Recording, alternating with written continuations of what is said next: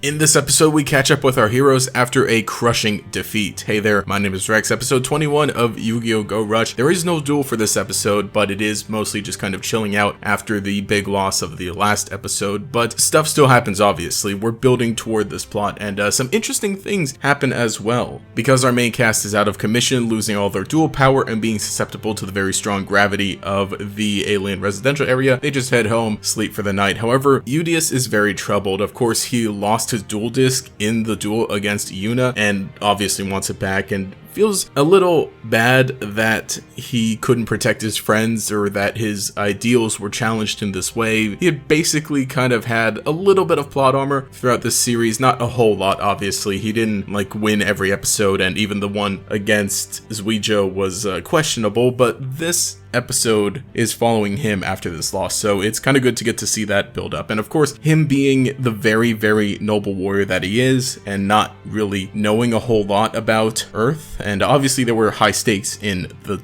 duel that he lost, but he doesn't necessarily have the idea of this is a duel, you lose a duel, you get back up, you win the next one or win a different one, right? To him, it's basically like he lost a battle as part of a war, or maybe even the entire war itself. So at night, he sneaks off back into the alien residential area to try and get back his dual disc by himself. Meanwhile, London is nowhere to be found, and honestly, I don't trust London at all. Ever since he first showed up to try and get our heroes to go down to the alien residential area, something was obviously up. And now it seems like his goals might be more malicious than I initially thought. But after catching up with a lone skyfish who escaped from the Badloon Castle, Yomu and Yuhi head back down in order to rescue Udius, because they now know that Udius is also there. I like though that they get the help of the Jersey Devils because they were funny characters, and it's kind of nice to see that they're not necessarily one-off characters. The fact that our heroes are making friends with some of the aliens in this world, at least, they're not completely alone in this situation. So they sneak back into the castle, and here's where they finally have their confrontation with Rovian, who is revealed to be our Roman variant, or Roman stand-in for this series. And she's kind of interesting so far. We don't see a whole lot of her, but she's obviously very, very adored by the other bandits here, obviously Yuna as well. Yuna is just a big Rovian simp. And so in order to rescue Udius, both Yumu and Yuhi have to duel her at the same time though. And I think that's pretty interesting that specifically we're going to be getting a 2 versus 1 duel. At first I thought it might be a traditional tag duel, but I guess this is going to set up how powerful Rovian is, in the sense that she thinks she can take on 2 people at once, and it'll probably take both Udius and Yumu working together in order to defeat her. And I think that's going to be a good moment too. I think for the most part our 3 main characters have been sharing the spotlight pretty well throughout the series. But I really just like the idea that now we're really going to get to see Yomu and Yuhi come together as twins, as siblings, and work together during a duel nonetheless. The big thing though is that we also get some confirmation about Rovian is that her last name is also Kirishima, so immediately she's related to London, and some of the puzzle pieces are starting to click together.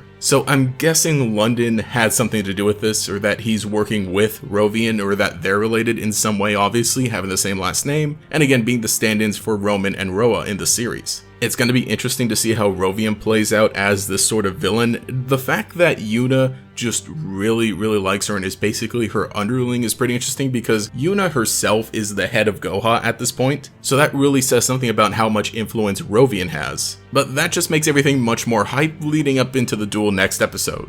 So let me know your thoughts on this episode. I think it's fine because it's basically just all plot or moving things forward, and it's getting set up for some big stuff. Again, needed just a bit of time to chill out after the, the crushing defeat from last episode. But the stage is set and I'm excited. As always, if you enjoy the little video reviews, let me know with a like and a subscription or a comment. All of that is very much appreciated here. But anyway, this has been Rex. Have a nice day.